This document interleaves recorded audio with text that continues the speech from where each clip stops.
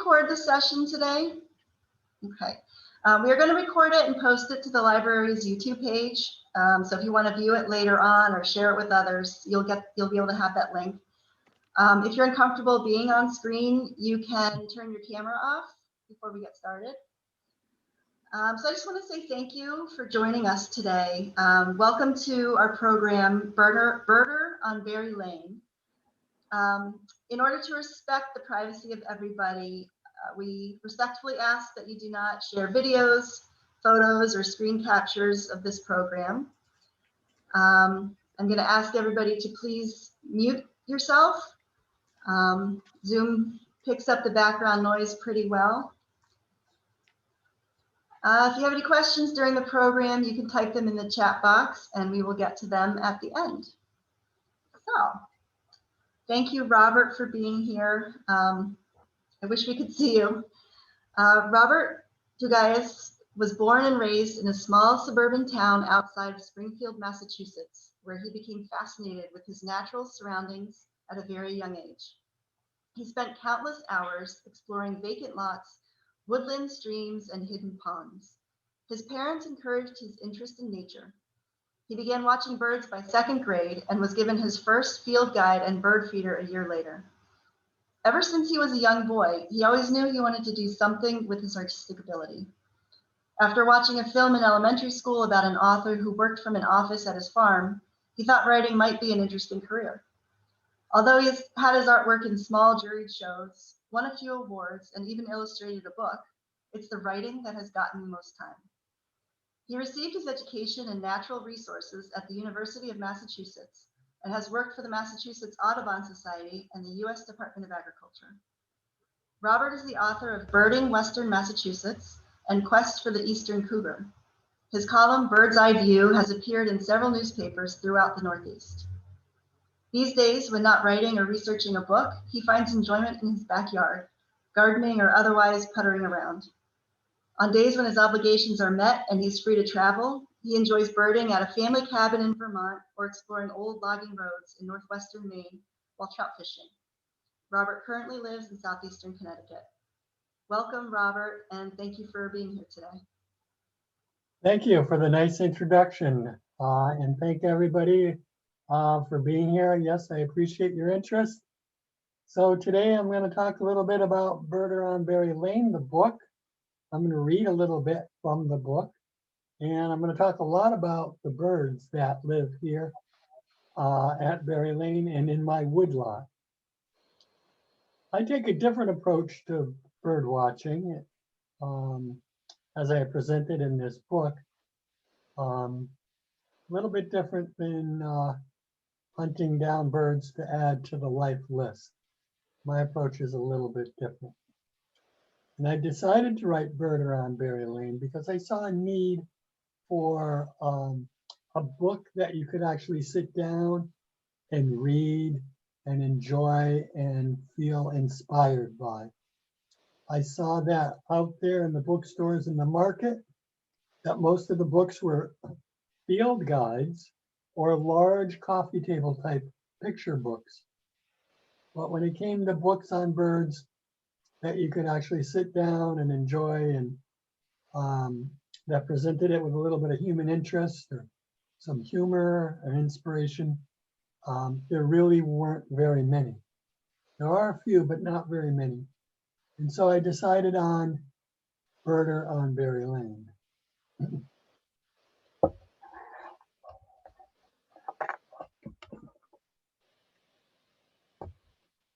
So this book isn't about the life list, the desire to see as many different species as possible by traveling to the ends of the earth, seeing that bird, checking it off, then turning around, going home, never to see it ever again. No, in fact, the birds I see here on Berry Lane, I see every day. I see them thousands of times over the years. My style of birding is knowing what it is I'm looking at, understanding the bird, understanding its behavior, when I see it, what it's doing, and really getting to know the species, or in some cases, the individual bird. And for a birding author and columnist, I really don't know a lot about expensive equipment, cameras, binoculars. I know a little bit, and I've done quite a bit of photography. But for someone that is doing a lot of bird writing, I don't know an awful lot about that. And neither do my readers. I have found all that they know is that they enjoy birds, they enjoy seeing them, and that bird watching adds to the quality of their life.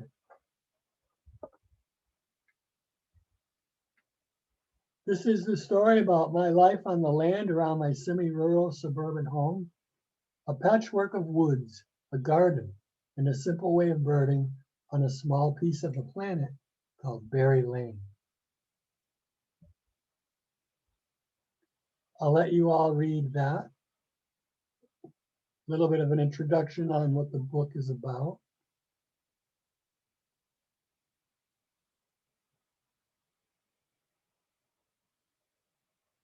I reveal the secret lives of the birds near my home in an essay style that leaves the reader inspired, not just by the comings and goings, activities, and antics of the birds, but by the entire rhythm of the planet. As you observe birds, you get in tune with the seasons. And as you follow the seasons and the changes in the lighting and the behavior of the birds, you begin to hear the music of the spheres and the seasons. I record the year's many overlooked miracles through my birder's eye and poetic sense of wonder. And I begin the book with the season of winter.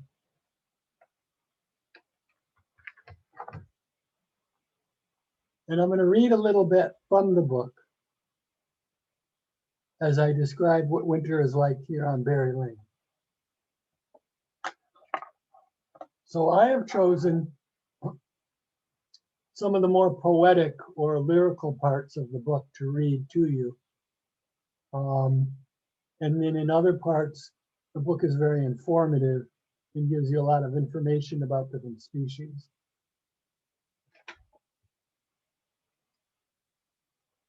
I listen carefully because muffled beneath the winter winds that swish through the pines, distant from the farthest woodlot, these sounds are as true to the season as the snow itself. After the lights go out and the television is shut off, the sounds emanate from the dark and speak of another world. They are the voice of the woods, sometimes eerie, at other times inspiring. When you hear them, they'll take your spirit to another level, to places where we don't usually go. And this mystery is what fascinates me about owls. So in that little section, I'm talking about the owls in winter and how they become vocal as they begin to define their breeding territories and communicating with their potential mates.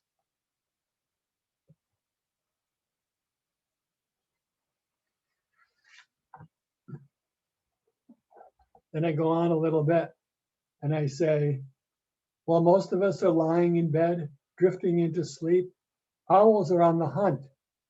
Few of us ever venture into their world, so there's still much we don't know about them. At this time of year, in winter, owls become most vocal. So I know the opportunity to experience them is now. I don't want to pass it up. So I endure this cold night. I walk past the blue shed, through the brambles, past the rocks, and farther back into my woodlot. I begin the book talking about owls because owls are one of my favorite birds. And I start the book, immediately I start describing a very, very cold night where I decide to go out at midnight in the middle of one of the coldest nights, and my teenage daughter is really getting worried. She's wondering, what in heck am I doing? Why am I going out on such a cold night? And then I explained to her that I'm going out to search for owls and that this is the season to do so. But of course, the dialogue goes on, and she's kind of making fun at me, and that the neighbors are going to think I'm crazy when they see me out there, when I start hooting like an owl, a barred owl, to call them in. So I begin the book with a little bit of humor. And I talk about the season of snow on Berry Lane in the month of January. My interest in owls began when I was very young. There was a very special moment I had that involved an owl sighting. I'll share it with you just briefly. I was walking through a very moist, swampy woodland, coming home from a friend's house.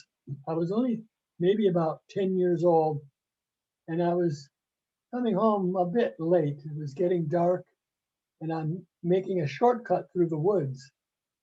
And as I'm walking through those woods, I hear this rasping sound, awful rasping. And as I'm walking along the trail, I'm trying to go faster and faster because it's getting darker and darker. But the rasping is getting louder and louder until finally it sounds like it's coming from right somewhere near me, somewhere very close. So I looked up into the branches up above me, and there was this giant barred owl with those big black eyes that you see there in that photo. And the owl was there with its three little owlets. And it was looking down at me, and it was shrieking and rasping. And I stood there, and as I stood there, I just became so fascinated with this sight of this big dark owl with the big black eyes. And I realized it was getting dark, and it was very dark, and I better get home. So I ran through the trail with as little light as possible, able to see and make my way back out into the suburban development, and finally made it home. But ever since then, I've just become fascinated with owls, and that fascination has never stopped. So here on Berry Lane, I was very happy 20 years ago when I moved here, very happy to find that there were owls living back in my woodlot, and that those owls were the barred owls, one of my favorite birds. We do have other owl species here in Connecticut. Two very uncommon owls that sometimes show up in the state are the long-eared owl and the short-eared owl. The long-eared owl is strictly nocturnal, prefers dense evergreens adjacent to open country. It has a 40-inch wingspan, rarely nests in Connecticut. The short-eared owl goes out in the daytime. It nests on the ground and prefers to be in a dense thicket, but also likes to be open to adjacent meadows or country. None of these owls are nesting in Connecticut at the moment, but sometimes they do show up in winter. I look for them down at Hammonasset State Park. That's a good place to see these two species.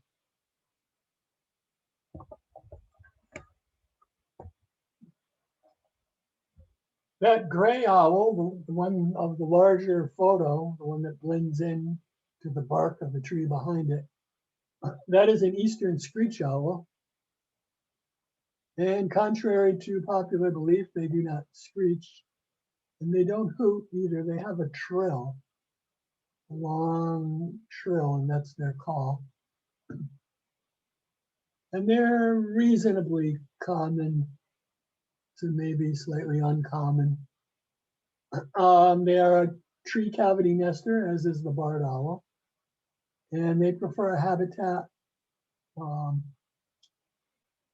maybe where there's some open country and some woodland mixed, and they'll often be near the stream, and they eat small insects, very small rodents.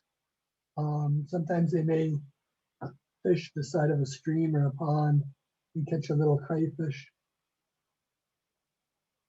Now that other photo, the owls with the yellow eyes and the horns, that's the great horned owl.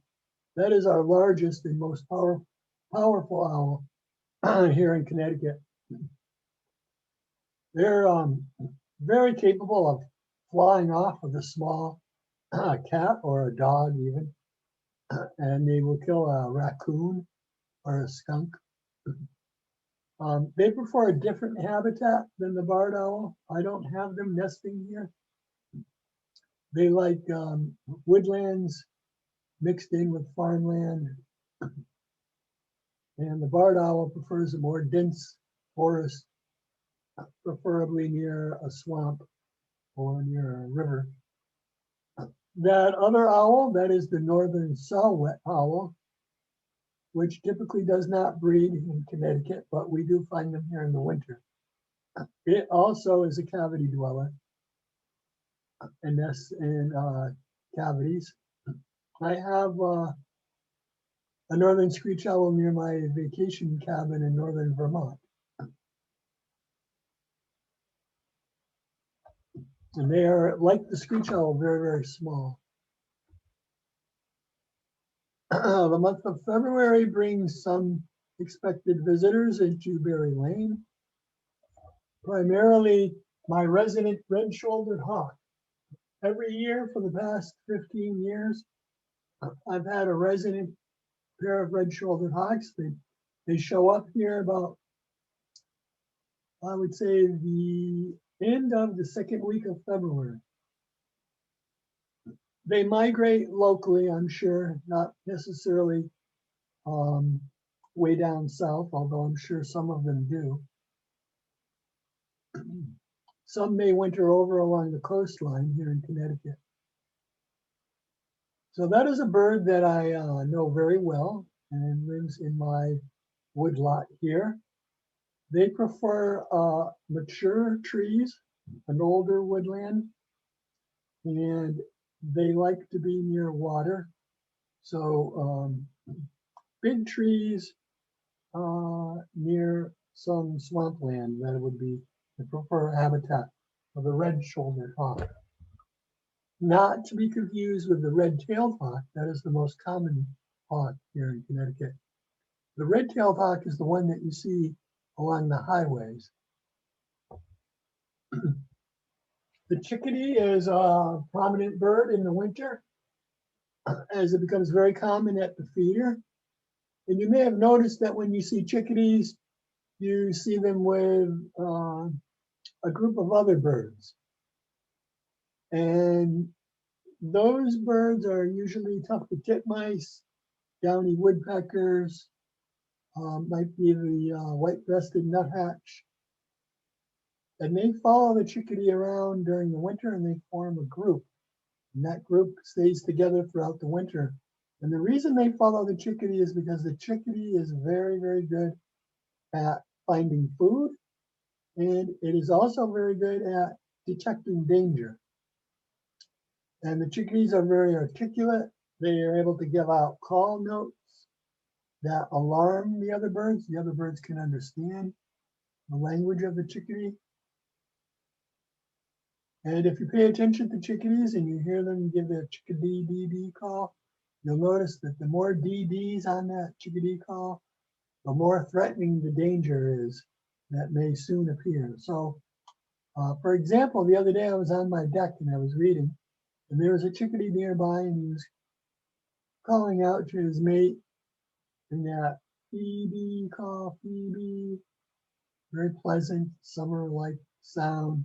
And then suddenly I heard chickadee, chickadee, dee, dee, dee, dee. And I knew right away that there was some kind of danger, a cat or a hawk. So I put my book down and I looked up and sure enough, this big hawk came flying right into the yard. So the chickadees are fascinating birds, they're great sentinels, and the other birds follow them around during the winter. In March, we have some changes. We see a lot of house finch. The house finch is not an exotic or invasive species. but it is a bird that was formerly found in the western United States. And they were brought here via the pet trade. The house finch became a popular bird to keep as a pet, and movie stars were very fond of these birds, and they bought a lot of them and kept them in cages. And they became very popular among the Hollywood crowd, so they call it the Hollywood Finch. And as you know, what happens on one coast usually appears on the East Coast. And so pet stores started to sell house finch here in the East and kept them in cages. And for a while, they were doing well. They were selling quite a few. Then it became illegal to sell songbirds, wild-capped birds. And so the pet store owners took their caged birds and they went out the front door of their stores and they set them free. And the house finch, they got a population going in the wild, the stronghold. That population actually took place, reestablished itself out on Long Island. And for a while, the house finch was repopulating the Northeast and doing rather well. But then a pandemic, a virus came along. Birds get pandemics just like us. And that virus swept through the population. It was a conjunctivitis virus, and the birds started to die off. So you might remember, if you're old enough, way back in the 70s, that the birds were very popular at your feeder, and now you don't see them too often. And that would be why. That is my red-shouldered hawk again by the month of March. That's a close-up photo, obviously. You can see how it has a red rufous feathering on the head. So by the month of March, the male starts to court the female, and he does so by flying high up in the sky. And then he folds his wings and he falls through the sky like an errant missile, shoots down to earth, and he soars past the female, who is typically perched on an open perch somewhere. And then he lands right next to her. And then he does it over again. And what he's trying to do is impress her so that she will choose him to be her mate. And then they go on to court and get to know each other. And then they will begin some nesting and breeding behavior later on in the month. Red-shouldered hawks are 24 inches long. They have a 43-inch wingspan, so they're medium to a large size hawk. Eastern bluebirds appear in my yard in mid-March, and they begin to check out the nest boxes. And robins begin to reappear on the lawn. They typically begin breeding behavior when outside temperature is between 47 and 65 degrees, and the humidity is around 50%. Then they really start to appear on the lawns looking for worms, and then they start their singing. First singing robins usually begin in the last week of March, maybe the 20th to 28th. And as a lot of you know, robins do winter over. Some fly south, but some will stay. And they'll become very quiet, and they'll go off into the wetlands where it's a little bit warmer, and they'll feed on fruit. So berry-producing trees and shrubs will be their sustenance during the winter. Spring, as it is everywhere, is a beautiful time here in my town in eastern Connecticut, and it's the season of song. You can tell by that picture that we still have some open space here, but it is going fast. April, I begin to see the eastern phoebe, which is a member of the flycatcher family. Phoebes have, like other flycatchers, sort of a large head, and they have the habit of perching and flying out and catching an insect and then returning to the perch. And you can also identify them by their tail wagging or bouncing. There are many things about the eastern phoebe that I do find very fascinating. One is its ability to sing without imitating its parents. So in other words, eastern phoebes do not learn to sing by listening to other birds or their parents singing. They have the ability innately instilled, ingrained, encoded into their DNA. So an eastern phoebe could be born completely deaf and still know how to sing the phoebe song.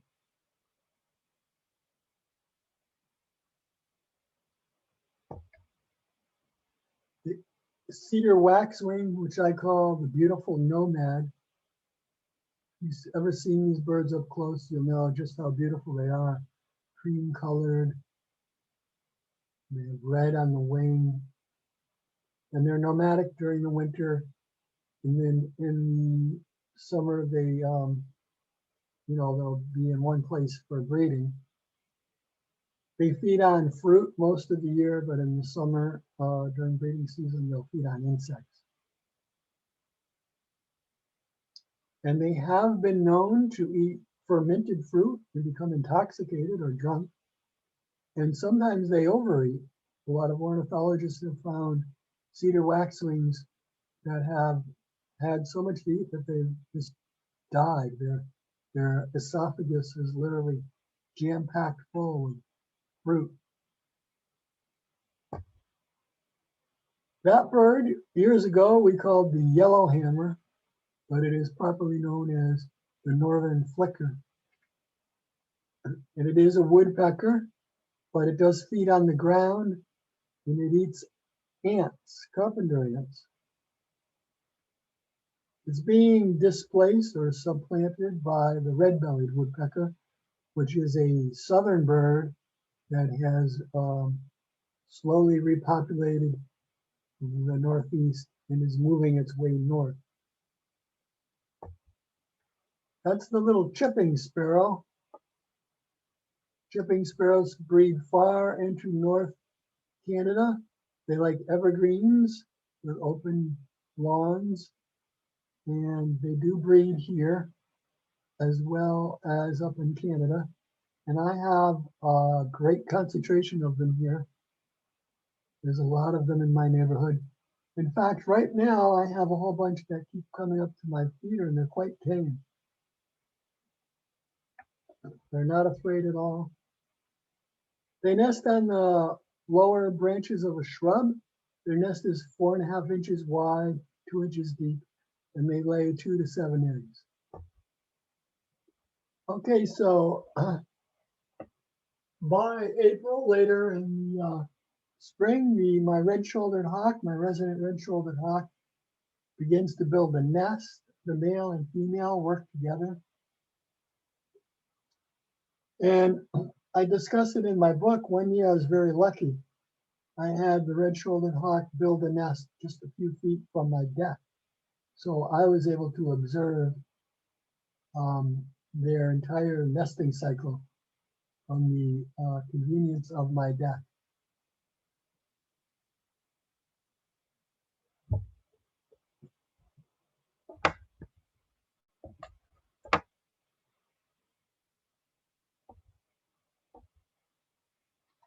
In May, I typically see my first rose-breasted grosbeak, beautiful bird, which can be attractive to your feeder with black whale sunflower seeds or grape jelly. That's the female. Looks like a giant sparrow, but it's actually a member of the Finch family. And they migrate quite a distance. They have to fly across the Gulf of Mexico. And they have a beautiful song, very far away sounding robin-like song, atmospheric. And a few minutes ago, there was one just singing right here outside my window. In mid-May, the warblers come flying through. Magnolia, yellow-rumped warblers, black-throated green, a whole assortment of warblers in mid-May. Warblers migrate generally during the night because the turbulence is less when the sun is down.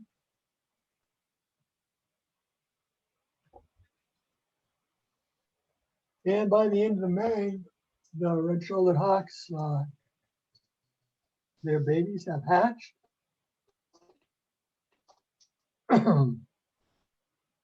And I might add that as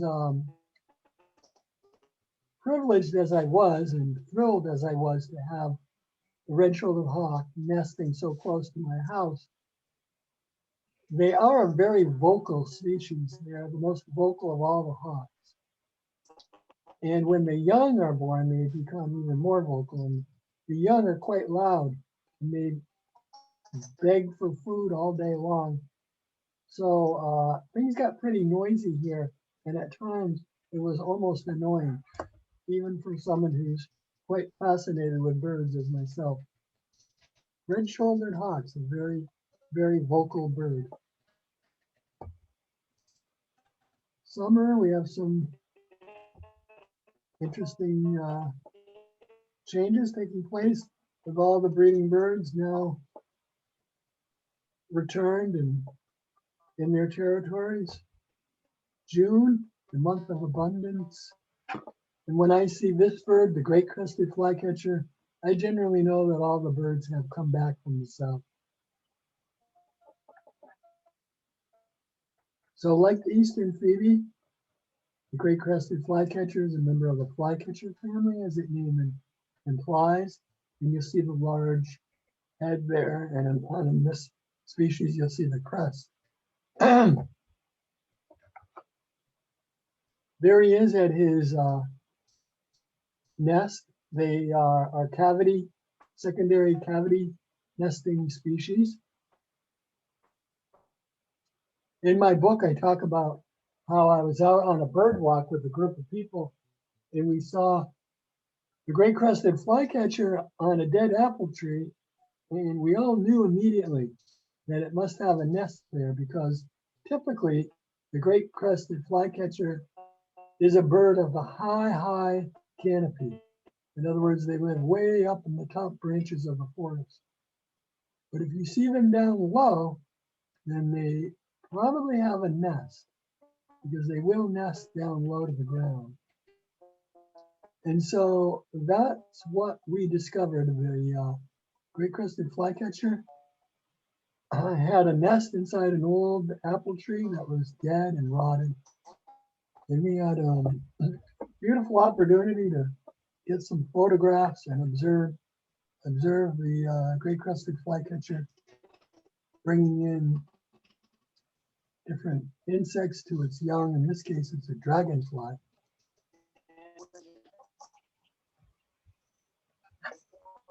That is a red-eyed vireo, also a high canopy dwelling bird. It nests in overhanging branches, likes to nest on a branch that overhangs a road or a pathway.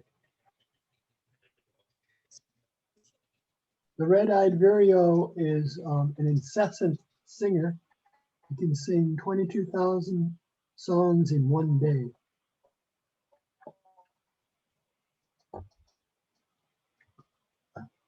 That is the ovenbird. I talk about the ovenbird in the book. my daughter heard a bird singing in the middle of the night, and I concluded that it had to be either a mockingbird or an ovenbird. And I never revealed in the book which it was, but it was this bird, the ovenbird. And what I found after staying up late and getting up in the middle of the night, I finally found the ovenbird flying up over the yard, around and around, over its habitat, which is my woodlot, and singing loudly while it was flying.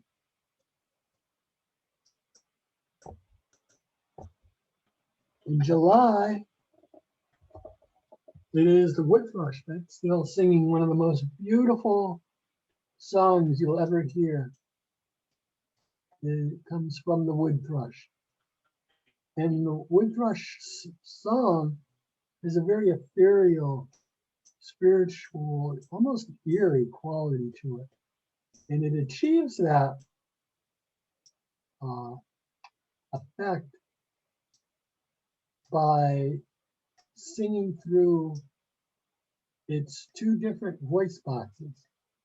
It actually has two different syrinxes or voice boxes, and it can sing simultaneously through both of them, or it can choose to sing high notes through the left voice box and then switch over to the right voice box, swing the low notes. And it's that ability that gives it that beautiful song and very spiritual, ethereal, flute-like note. Wood thrush are declining. They've declined by 60% since, well, I would say in the past 45 years, 50 years, a 60% decline. Habitat loss, global warming, which changes the chemistry of the soil, and acid rain are the reasons. Later in July, the birds, their young have fledged. We start to see a lot of baby birds hopping around the yards or on our decks or near the feeder. What I always find interesting is that different species spend a different amount of time with their young. Say, for example, I believe it's the downy woodpecker. The parents spend very little time raising their young. The downy woodpeckers really have to be independent at a very young age. But on the other hand, a bird like this, which is a baby blue jay, baby blue jays are dependent on their parents for a long, long time. In fact, blue jays are quite overprotective of their young. They may keep them by their side and watch over them clearly through the fall and almost into the winter. If you do find a baby bird on the ground and it's not in any imminent danger, in other words, there's not a cat creeping up on it, it's best to leave it alone. In August, I still have the house wren nesting, raising a second brood. Not to be mistaken with its larger cousin, the Carolina wren, which has the black eye stripe, a larger wren. Both birds are small, though, and both birds have very loud voices, very, very, very loud call notes and songs. The house wren migrates and leaves in winter, and the Carolina wren will often try to winter over and stay through the winter. That bird is a brown thrasher. It is becoming very uncommon, and it has declined drastically in the past 50 years. They prefer dense, impenetrable, brushy, shrubby countryside. They're a member of the Mimidea or mimic birds. So it would be grouped in with mockingbirds and catbirds. And they are also capable of producing a lot of different songs. Another bird that is declining, excuse me, is this bird, the nighthawk, which is not really a hawk at all. It's a member of the goat sucker family. I can remember when I was a kid, we'd go out on hot August nights. We'd lay back on a north-facing hillside, and we'd watch these birds migrate south by the dozens, hundreds and hundreds of them, just flying overhead. And they had a peculiar flight pattern. They fly very much like bats. Flutter, glide, flutter, glide. And they eat insects high up in the air, flying ants and other such insects. And they, as I said, are declining. You can still catch them later in August migrating, and I would recommend going somewhere maybe near like a river bottom, wherever there's a large river in the adjacent open country. Probably the best place to find these birds. The goldfinch is still abundant, but they could be declining too if we develop all their habitat, which is open meadow and waysides. A lot of the land that we think is being wasted or looks kind of scrubby and discarded is really choice habitat for the American goldfinch. And you can attract them to your feeder with thistle seed. They breed late in the season, so later on in the summer when all the other birds have stopped singing, you go out into a meadow, you can still find a goldfinch singing and flying over its territory.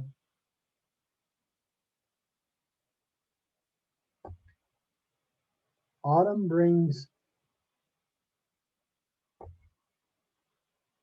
the flames of color.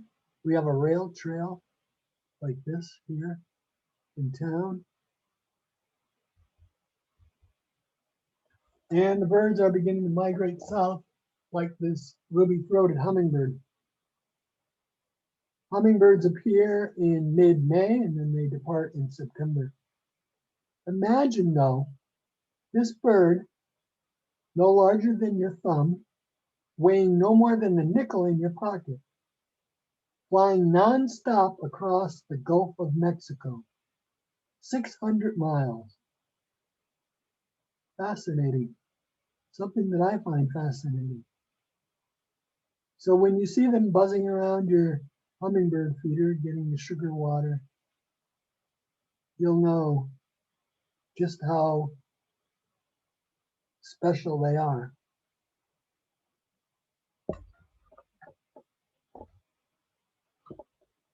I have a blue jay, and I don't see him right now, but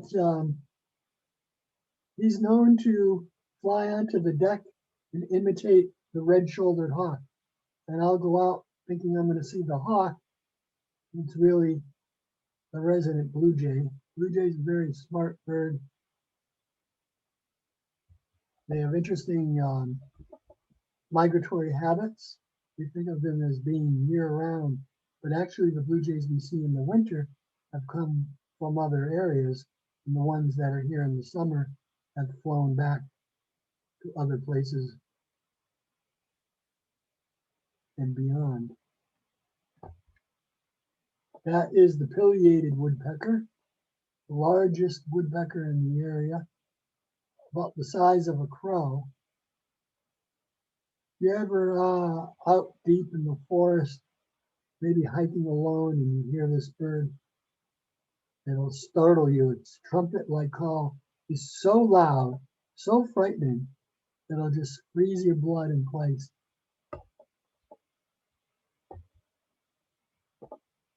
And my red-shouldered hawk leaves in September, and he joins other hawks in what we call a kettle, which is what this is, a group of hawks that are riding the rising air thermal.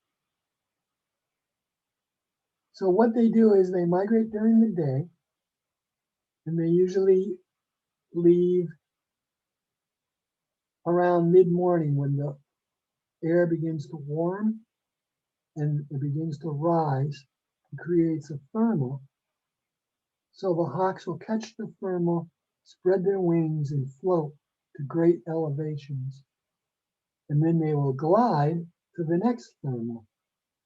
And then they will rise and then glide again, and they will continue to catch the thermals.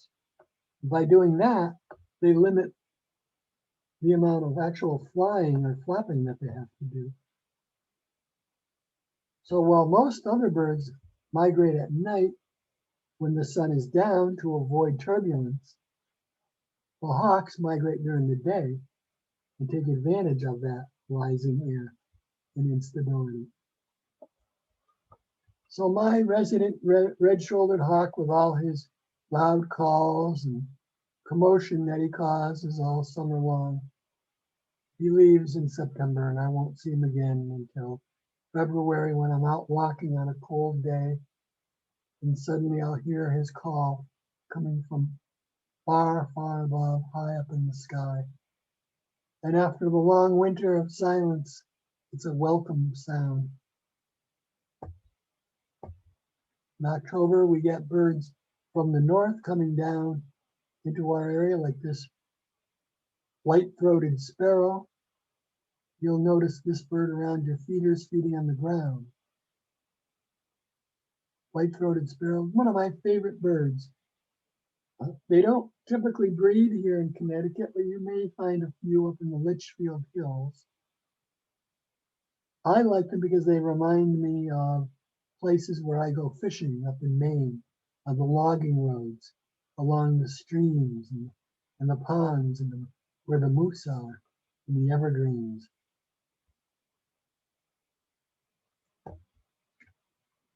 Northern Cardinals, still here in October and will stay through the winter. Most of us don't realize it, but these birds were once found exclusively just in the south and have now worked their way up into the north, and you can find them all the way into Vermont now.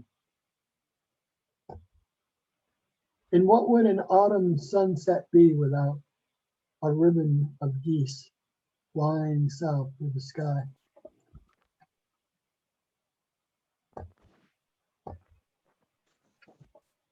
And what would be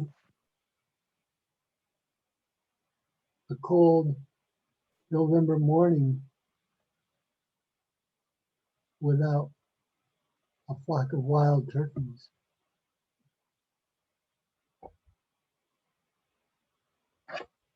That bird may look like the downy woodpecker at first sight, but it is the red-bellied woodpecker. It is the yellow-bellied sapsucker.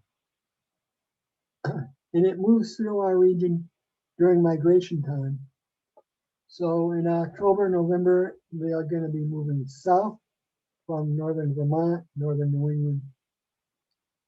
You can identify them by the white stripe along the wing, the red in front and underneath the head.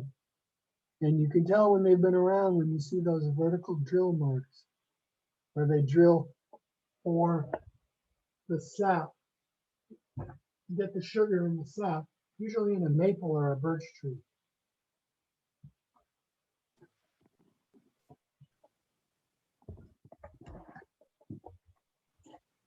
In December, we get the winter finch, or sometimes, which would be species like this, evening grosbeak, the pine grosbeak, the pine siskin. And these birds will migrate down into our area if the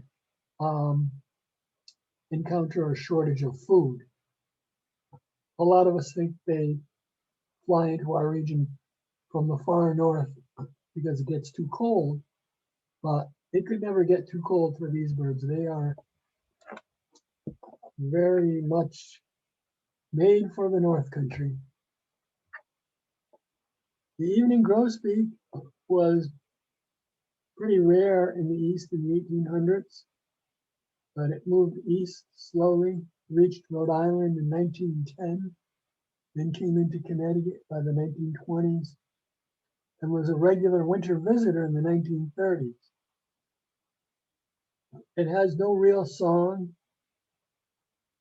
It feeds on insects and spruce budworm during the breeding season, but it likes seeds in the winter.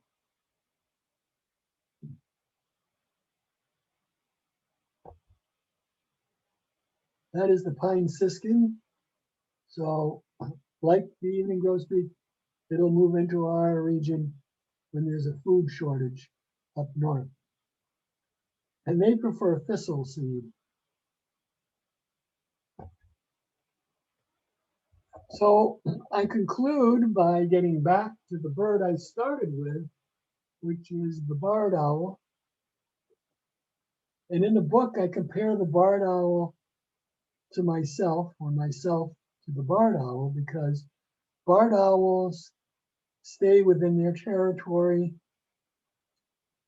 and they live a long time. So the owl, like myself, has seen the changes through the seasons in the woodlot through many years. So that's why I make that comparison. So the owl has seen the severity of winter. It knows the hunger of winter and the cold, and it knows the abundance of food in the spring for its young, and the release of hunger in the summer, the abundance of June. And it knows the emergence of the leaves like a galaxy, a myriad of small leaves, and the return of the warblers. And it knows the call of the great crested flycatcher in early summer, and the autumn leaves and how they fall in November. But it also knows, because they live a long time, that its habitat has declined. And so we have to stop and realize that if we want to enjoy birds, and we want to live in a quality area where there is open space and the music of birds in the spring, then we need to preserve our open spaces. Because what will future generations have to say? What will they think of us? If you stop and think, what are they going to say when they look back? And I often wonder, they'll think, what were those people thinking? That they could put all that carbon into the air and change the climate and raise the sea levels and cause all the extremes in weather so that crops are failing and there's drought everywhere and the air is polluted and there's no more forest land. What were those people thinking? I hope that's not what they do, though. I hope my little neighbor here, I hope she looks back and she says, I'm glad they made the changes and the sacrifices that they did. I'm glad that they gave me a future. I'm glad they didn't leave my generation a horrible mess to deal with. So I'm optimistic. I think my little neighbor will look back and she'll say, I'm glad they made those sacrifices. I'm glad they took advantage of opportunities for clean technologies and that the economy did well because of it. It made my country great again, like it was when we invented the automobile and other new technologies. I hope that's what she'll say. And I think that's what will happen, because like the wild birds, we too need open space, because we are not just industrious creatures, we are also spiritual creatures. And we also, like the birds, need places, open space, where our spirits can soar.